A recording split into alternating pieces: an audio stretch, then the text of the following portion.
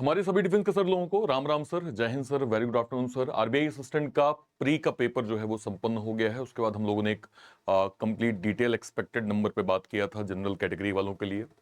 उसके बाद कई सारे ऐसे शेड्यूल थे जिसमें मैं बिजी था, हालांकि मैं उस टाइम पे डेटा भी कलेक्ट कर रहा था कि क्या एक मोस्ट एक्सपेक्टेड नंबर। फिर मैंने लगभग सभी एक पोल के माध्यम से हमारे डिफेंस के सर लोगों से बात करके एवरेज एक नंबर काफ़ी कुछ जो है वो मैं डेटा जो है वो जुटा रहा था। आज फाइनली एक ऐसे नंबर पे बात करेंगे, चाहे आप जिस भी जोन से आपने फॉर्म भरा है, आपको ये देखना चाहिए ओवरऑल डेटा के बेस पे कि आप जो है वो नेक्स्ट लेवल की तैयारी कैसे करेंगे और 2026 को अपना सिलेक्शन ईयर कैसे बनाएंगे। अगर मैं आरबीआई के एक्सपेक्टेड नंबर पे बात करूं तो सबसे पहले मेरी सभी डिफेंस के सर लोगों से रिक्वेस्ट है, अगर आप इस वीडियो पे पहली बार आए हैं, इस चैनल पे पहली बार आए हैं, मेक श्योर करें आप सभी लोग चैनल को सब्सक्राइब जरूर कर लीजिए, क्योंकि यहाँ पे ना केवल इंपॉर्टेंट इंफॉर्मेशन, प्री से मेंस तक का complete reasoning content one stop solution में दिया जाता है। ठीक है, चलिए स्टार्ट करते हैं। तो आरबीआई असिस्टेंट का सर 11 और 13 तारीख को पेपर था, आप लोगों को जो है वो आइडिया जो है वो है ही। ठीक है, ये आप लोगों की इस बार टोटल वैकेंसीज थी सर। अगर मैं आरबीआई असिस्टेंट को थोड़ा सा यहाँ पे देखूंगा, ये EX2 जो है वो एक्स सर्विसमैन कैटेगरी की वैकेंसी है और EX1 जो है वो डिसेबल एक्स सर्विसमैन कैटेगरी की वैकेंसी है। आप यहाँ पे देख सकते हैं कि कुछ कुछ जगह पे आपको वैकेंसीज के नंबर हायर मिलेंगे, जैसे आपको जो है वो चेन्नई में नंबर थोड़ा सा हायर दिख रहे हैं। ठीक है, फिर आपको यहाँ पे जो है वो ये क्या कहते हैं नागपुर के जोन में जो है वो दिख रहा होगा, है ना। इसके बाद अगर मैं देखूं ओवरऑल वैकेंसीज की तुलना में देखूं, कुछ एक स्टेट में जो है वो कुछ एक जोन में आपको अच्छी खासी वैकेंसी है, बाकी सभी में एक दो वैकेंसीज का डेटा यहाँ पे हमें देखने को मिला था। मतलब ओवरऑल अगर मैं देखूं तो EX1 की यानी डिसेबल एक्स सर्विसमैन की लगभग 21 वैकेंसीज थी और एक्स सर्विसमैन कैटेगरी की 58 वैकेंसी थी। टोटल हम यहाँ पे देख रहे हैं 79 के करीब हमें वैकेंसीज जो है वो देखने को मिली। मुंबई जोन में हाईएस्ट जो है वो 35 वैकेंसीज थी। चेन्नई और कानपुर के अराउंड 7 वैकेंसीज थी, है ना। न्यू दिल्ली का लगभग 6 वैकेंसी थी। बाकी जोन में लगभग 1 से 4 वैकेंसीज के करीब हमें जो है वो ओवरऑल डेटा देखने को मिला। जब आपने सर आरबीआई का पेपर जो है वो देना स्टार्ट किया होगा तो आपने देखा होगा कि शुरुआत आपकी इंग्लिश से हुई थी, फिर मैथ से हुई थी, फिर आपकी यहाँ पे रीजनिंग से हुई थी।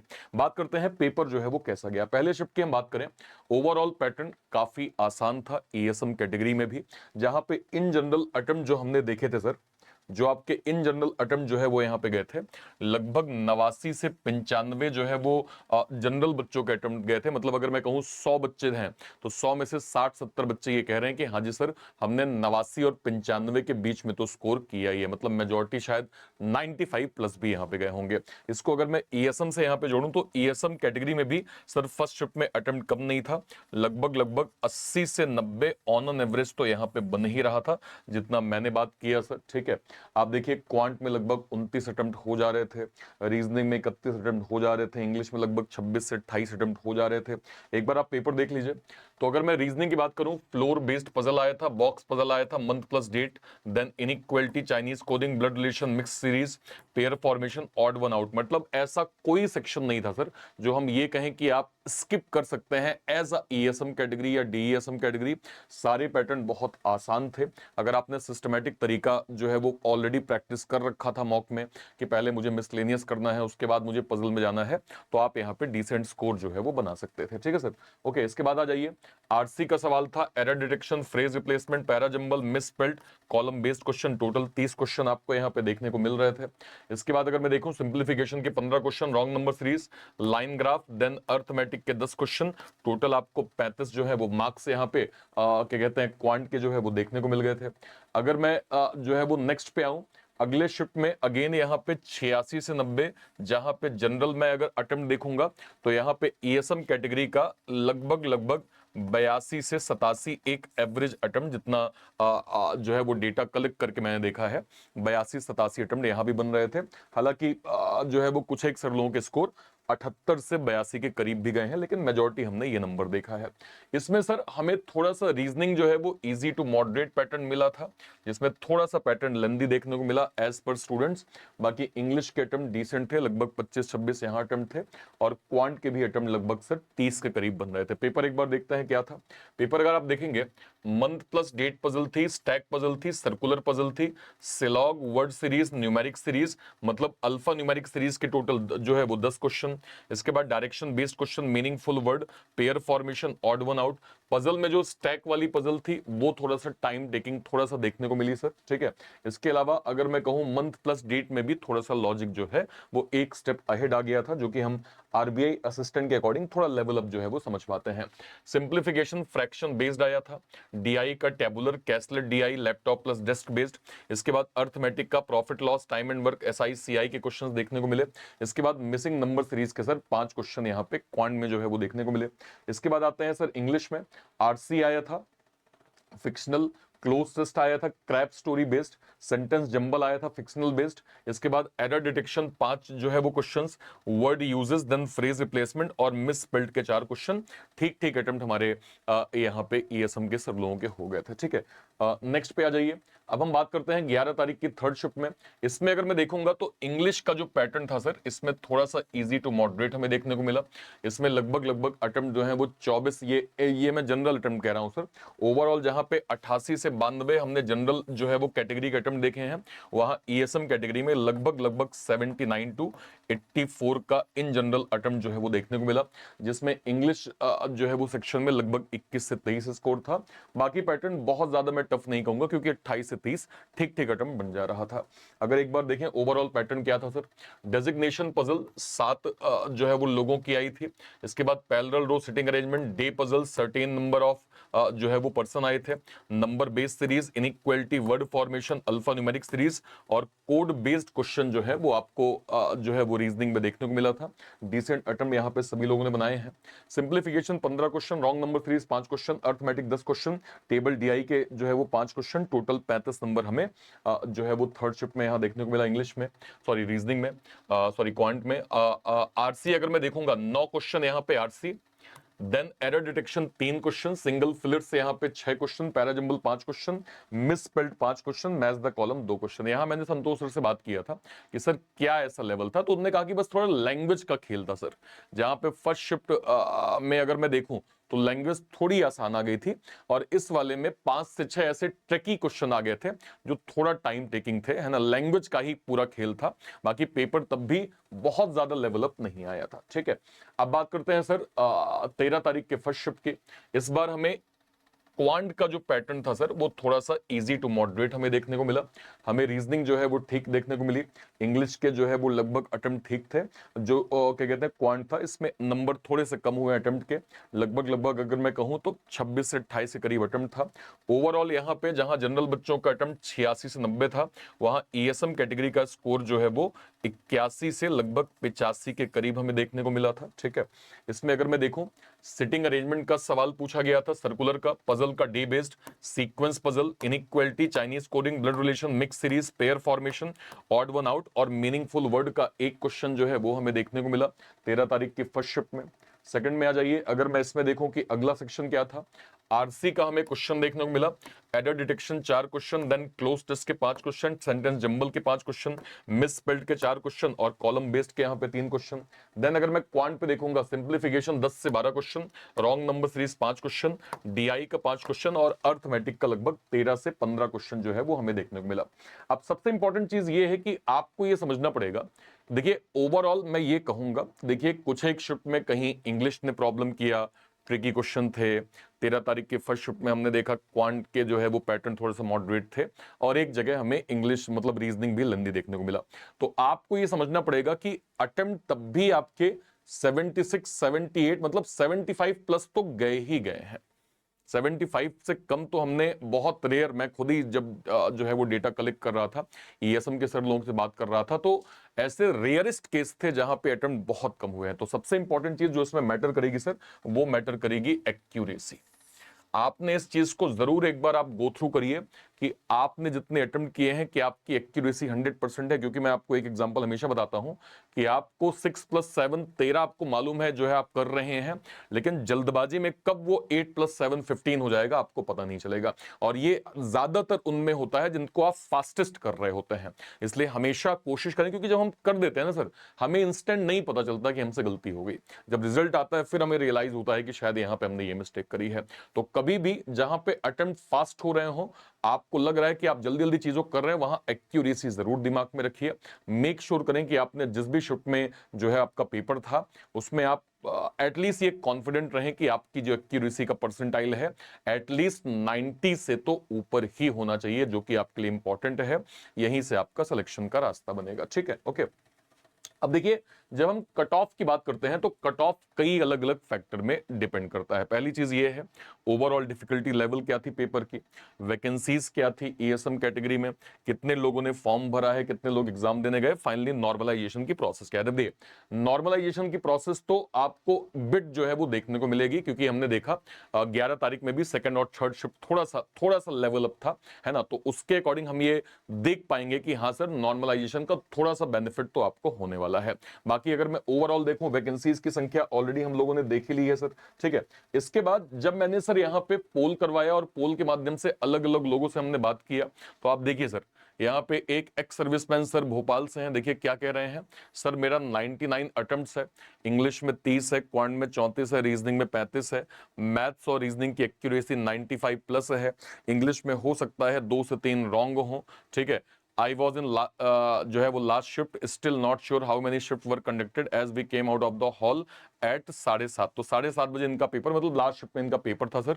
99 attempts as a ESM category इनने किया है। और देखिए 94 अटेम्प्ट्स जो है वो दिल्ली में हुआ है, 88 अटेम्प्ट्स हुआ है, 87 अटेम्प्ट्स भोपाल में हुआ है।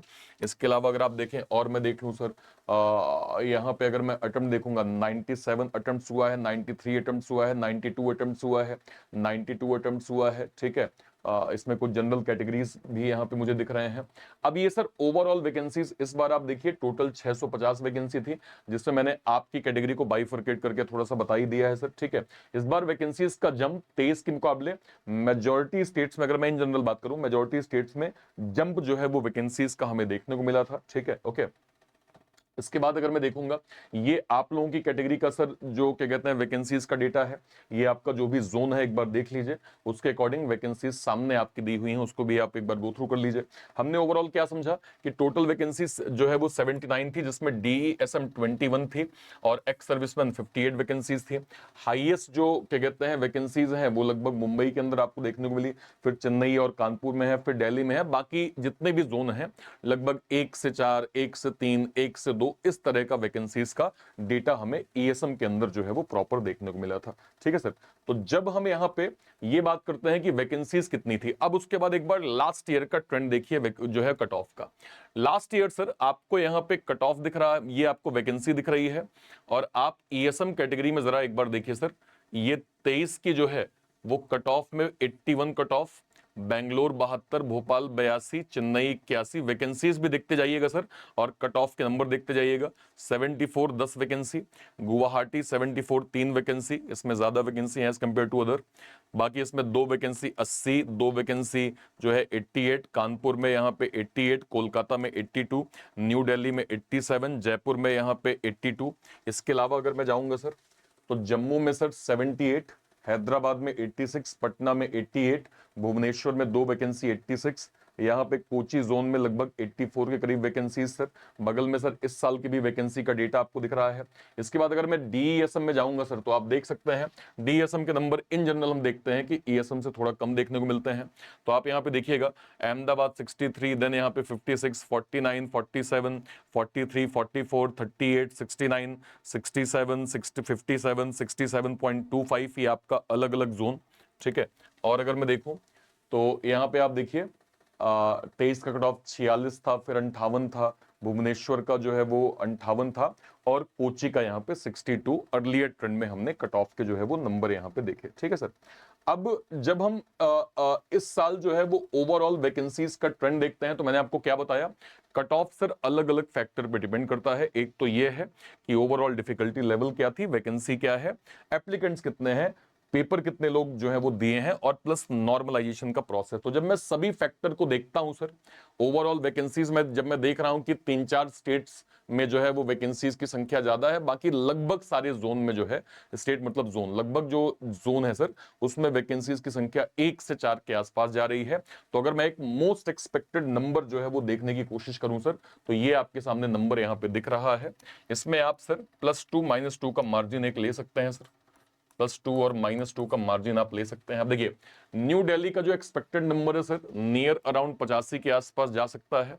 चंडीगढ़ सर लगभग 86 से 88, जयपुर लगभग 85 से 87, कोची जोन 84 से 86, यहाँ पे हैदराबाद लगभग 86 से 88, भोपाल भी लगभग 86 से सर 88 के करीब, कानपुर लखनऊ लगभग 84 से 86, कोलकाता जोन 85 से 87, पटना भी लगभग 85 से 87, अहमदाबाद सर लगभग 82 से 84, इसके बाद बेंगलुरु सर जो है वो 85 से 87, भुवनेश्वर लगभग 86 से यहाँ पे 7 होगा, 86-87 करीब, चेन्नई का नंबर से लगभग 82 से 84, गुवाहाटी का नंबर 83 से 85, जम्मू कश्मीर का नंबर 85 से 87, नागपुर का नंबर 84 से जो है वो 86, और मुंबई जोन लगभग 81 से 84, as per trend, as per difficulty level, as per vacancy, as per number of candidate, and as per जो है वो नॉर्मलाइजेशन, प्लस जो है वो अर्लियर ट्रेंड का जो पेपर का लेवल था, उस बार के जो वैकेंसीज का ट्रेंड था, मोस्ट एक्सपेक्टेड है सर कि कुछ ऐसा नंबर आपको देखने को मिलेगा।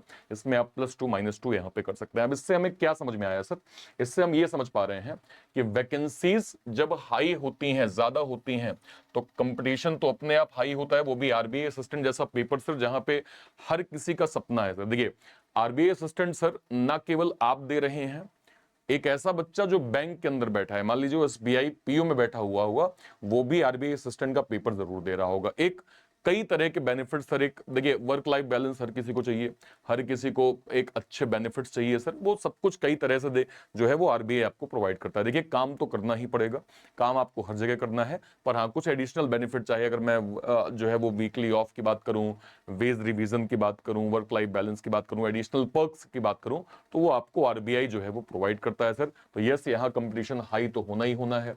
इजी पेपर का मतलब कभी भी इजी सिलेक्शन नहीं हो सकता सर, स्पेशली आरबीआई में।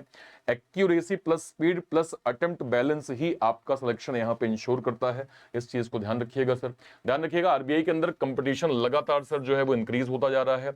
जहां ईएसएम कैटेगरी के कभी 75 अटेम्प्ट्स हुआ मैक्सिमम जाया करते थे, आज 85 to 90 in general sir normal हो चुके हैं, ठीक है। Accuracy now is more important than attempts. Cut off inflation visible in no low vacancy जो है वो रीजन, जहां जहां वैकेंसी कम है वहां पे कट ऑफ का जो है इन्फ्लेशन आपको बिल्कुल देखने को मिल सकता है। कभी हम डिस्कस करते थे ईएसएम कैटेगरी का 62 से 72 के करीब, चलो max to max cut off मतलब अटेम्प्ट चले गए। 23 में हमने देखा ये अटेम्प्ट्स के नंबर एवरेज 80 गए हैं, 80 से ऊपर तो बहुत गए हैं।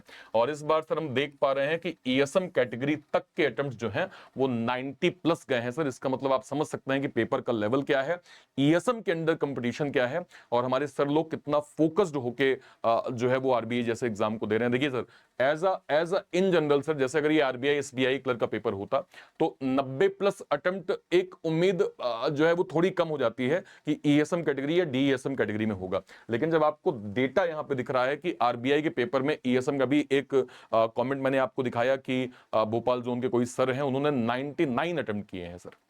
इसका मतलब समझिए कि अगर आपको सही स्ट्रेटेजी, सही ज्ञान है, आपको मॉक टेस्ट देने का तरीका समझ में आ गया है, तो आपके भी ये अटेम्प्ट जो है वो आसपास अच्छे खासे बन सकते हैं सर, ठीक है। ओके, एक्यूरेसी अगर मैं कहूं यहां पे तो आपको ये समझना पड़ेगा कि more attempt is not equal to higher selection. Accuracy ही आपके लिए सबसे बड़ा जो है वो गेम चेंजर होगा। कैंडिडेट्स की ग्रोथ हर साल यहां पे हमें देखने को मिल रही है। सीरियस एस्पायरेंट्स जो है वो आरबीआई के अंदर जो है वो बढ़ते जा रहे हैं। और जब मैं कहता हूं कि आपको जो है वो कट ऑफ के नंबर का इन्फ्लेशन क्या देखने को मिल रहा है, तो इन जनरल मैं यही देख रहा हूं कि अभी 21, 23 और 25 का जो डेटा है उसमें नंबर्स बिट बिट जो है वो बढ़ते ही जा रहे हैं, क्योंकि कंपटीशन आरबीआई के अंदर जो है वो हो चुका है, ठीक है सर। ओके तो फाइनल में आपसे बस यही कहूंगा सर कि cut off is not a luck, it's a percentile. Selection आपके रिलेटिव जो है वो परफॉर्मेंस पे बेस्ड होती है, और 2 से 3 मार्क्स का डिफरेंस भी आपकी रैंकिंग को काफी ज्यादा चेंज कर देगा। इस चीज को ध्यान रखिएगा। तो हमेशा मैं कहता हूं कि अटेम्प्ट तो आप फोकस करिए, लेकिन उससे ज्यादा फोकस आपकी एक्यूरेसी होनी चाहिए। अगर आपने एक्यूरेसी बेहतर कर रखी है तो आप अटेम्प्ट्स में भी जो है वो ओवरऑल आपका मार्क्स जो है वो अच्छा होगा। सभी हमारे डिफेंस के सर लोगों से रिक्वेस्ट है, आपने जो आरबीआई का प्री का मॉक दिया, मतलब पेपर दिया है सर, आरबीआई जो आपने प्री दिया है सर, मुझे बताइएगा आपने टोटल स्कोर कितना किया है सर, आपका मैथ, रीजनिंग और इंग्लिश में स्कोर कितना है सर, और उस पेपर में आपके अकॉर्डिंग क्या लग रहा है कि एक्यूरेसी आपने कितनी बनाई है सर। इसको आप लोग एक बार मुझे वीडियो के कमेंट सेक्शन में जरूर से जरूर मेंशन करिएगा। बहुत सारे हमारे सर लोगों का सवाल है कि सर आरबीआई के रिगार्डिंग आप नेक्स्ट लेवल की तैयारी कैसे करें। देखिए आरबीआई के रिगार्डिंग हमने sir dedicated RBI assistant mains का सर हमारा वीर एक्स सर्विसमैन बैच जो है वो आरबीआई असिस्टेंट मेंस के लिए चल रहा है सर। ये डेडिकेटेड हमारे ईएसएम कैटेगरी और डीईएसएम कैटेगरी को डेडिकेट करता हुआ ये हमारा मेंस का बैच है सर, जिसमें आप आरबीआई असिस्टेंट को फोकस कर सकते हैं।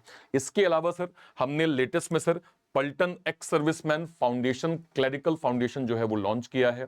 इस क्लरिकल फाउंडेशन में sir SBI clerk, IBPS clerk, RRB clerk, RBI assistant, LIC assistant, सभी बड़े एग्जाम्स का बिल्कुल बेसिक फाउंडेशन ईएसएम कैटेगरी और डीईएसएम कैटेगरी के लिए है सर हमने लॉन्च किया है। इंस्टेड ऑफ दिस कि आप अलग अलग बैचेस को अवेल करें, क्योंकि सर हमें ये बताते हुए बहुत गर्व है सर कि अभी हालिया जो आईबीपीएस क्लर्क का रिजल्ट आया था, आरआरबी क्लर्क का रिजल्ट आया था, उसमें सर हमने मैक्सिमम सिलेक्शन जो है वो हमारे एक सर्विसमैन कैटेगरी के सर लोगों के देखे हैं, जिसमें कई हमारे ऐसे भी सर लोग हैं जिनका फाइनल सिलेक्शन हो गया है और अभी सेकंड इनिंग उनकी बची है, मतलब रिटायरमेंट बचा है।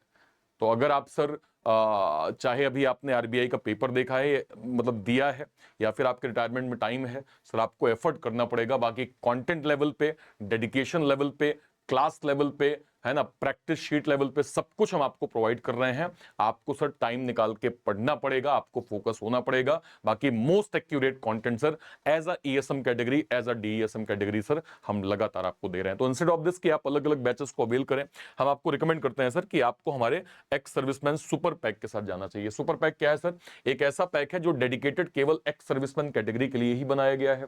इसके अंदर सर अभी तक के जितने भी ईएसएम के बैचेस बन चुके हैं वो आपको मिल जाएंगे, आने वाले टाइम पे जो भी ईएसएम के बैचेस बनेंगे वो मिल जाएंगे, और करंट में जो एक्स सर्विसमैन बैचेस चल रहे हैं वो भी आपको इसके अंदर प्रॉपर जो है वो मिल जाएगा। इसको आप कहां से अवेल कर सकते हैं? या तो इसी वीडियो के डिस्क्रिप्शन बॉक्स में जाइए, इसी वीडियो के, या फिर कोई वीडियो, लेट्स सपोज मान लीजिए मैं ऐसे गया सर, मैं ऐसे चैनल पे गया, ये चैनल है सर, इस पे मान लीजिए कोई वीडियो, लेट्स सपोज मान लीजिए मैं ऐसे लाइव सेक्शन पे गया, मान लीजिए मैंने इसी वीडियो को क्लिक किया, जैसे मैं इसको क्लिक करूंगा सर, और जैसे मैं इसके डिस्क्रिप्शन बॉक्स में जाऊंगा तो आप देख पा रहे होंगे कि यहाँ पे सेकंड नंबर पे एक्स सर्विसमैन सुपर पैक या फिर सुपर नाइक दिया हुआ है। जैसे ही आप इस पे क्लिक करेंगे ये डेडिकेटेड ईएसएम कैटेगरी का आपका पैक मिल जाएगा। इसको अवेल करते समय सर जहां कहीं भी कोड की आवश्यकता ऐसे पड़ती है, कोड वाले सेक्शन में, वहां पे यार सर आप सर सिंपली मेरा नाम ARPIT यूज कर लीजिएगा। आपको मैक्सिमम एडिशनल डिस्काउंट जो है वो ईएसएम कैटेगरी के स्पैक में जो है वो प्रॉपर मिल जाएगा। बस कोड आप ARPIT याद से, मतलब याद से यूज कर लीजिएगा। कई हमारे सर लोगों को ये मैसेज आते हैं कि सर अभी हमारे रिटायरमेंट में टाइम है, सर हमें वैलिडिटी जो है वो बढ़ा के चाहिए, तो सर उसका भी सोल्यूशन हमारे पास है सर। आप जैसे मान लीजिए ये हमारी वेबसाइट है, ठीक है सर, आपने गूगल में सर्च किया एग्जाम ट्यून, ये हमारी वेबसाइट आ गई। जैसे ही आप इस पर क्लिक करते हैं सर, क्लिक करते ही आप यहाँ पे जाएंगे, ये आपको सर ये वाला पैक आपको दिख गया, एक्स सर्विसमैन सुपर पैक आपको दिख गया। जैसे आप इस पे क्लिक करेंगे सर, तो क्लिक करते ही जैसे आप बाय नाउ पे जाएंगे सर, तो यहाँ पे आपको 13 महीने, 19 महीने, 25 महीने और 36 महीने मिल जाएगा सर। जो भी आपका सूटेबल जो है वो ऑप्शन, लेट सपोज मान लीजिए मैं अज्यूम करता हूं कि आपने 25 महीने का लिया है सर, तो जैसे ही आप इस पे बाय नाउ पे क्लिक करेंगे सर, बस आप यहाँ पे मेरा नाम ARPIT यूज करेंगे, आपको सर मैक्सिमम डिस्काउंट जो है वो मिल जाएगा, और मैक्सिमम डिस्काउंट से काफी डिसेंट प्राइसिंग में आप सर इसको अवेल जो है वो यहां पे कर सकते हैं। उम्मीद करते हैं, आशा करते हैं आपको चीजें बहुत अच्छे से क्लियर हो गई होंगी, और कहीं भी कोई डाउट होता है इस वीडियो के कमेंट सेक्शन में अपनी बात आप जरूर रखिएगा। टिल देन, तब तक के लिए thank you so much, thank you so much. जय हिंद। Thank you, thank you, thank you.